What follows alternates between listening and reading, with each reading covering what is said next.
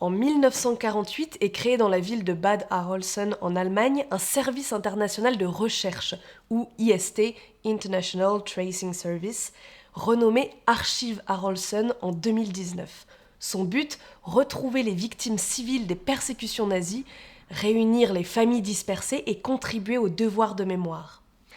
Attention, si vous cherchez un soldat prisonnier de guerre, ce ne sont pas les archives Arolsen, mais la Croix-Rouge internationale à Genève qu'il faut consulter.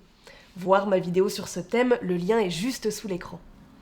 Inscrits comme mémoire du monde par l'UNESCO, les fonds des archives Arolsen représentent 26 km linéaires et 30 millions de documents sur plus de 17 millions de personnes.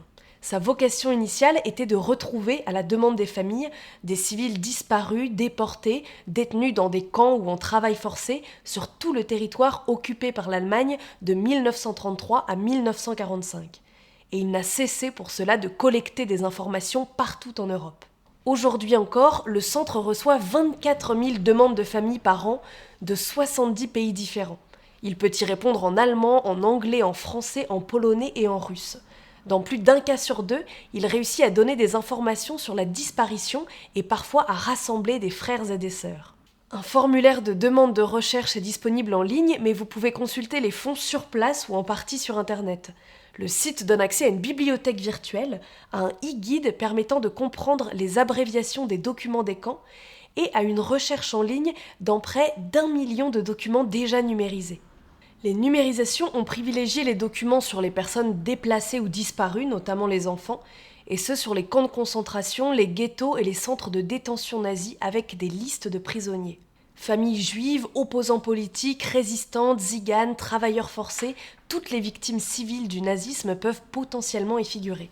Si je tape mon nom, Morin, 136 dossiers de Morin déportés s'affichent. Cliquons par exemple sur celui de Denise Morin.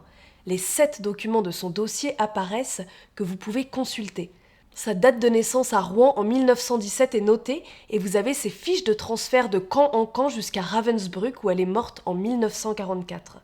Il est effrayant de réaliser que toute une administration s'était mise en place avec des fiches cartonnées préimprimées, bien faites, remplies sagement par des fonctionnaires zélés d'un bout à l'autre de la chaîne d'élimination.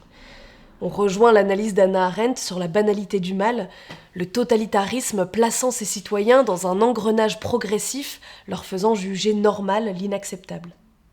Aujourd'hui, le centre œuvre pour améliorer la diffusion des documents relatifs aux crimes de la période nazie, un devoir de mémoire pédagogique et préventif. Et si votre famille a été touchée, vous y trouverez bien des informations. Ce site fait fureur chez les généalogistes.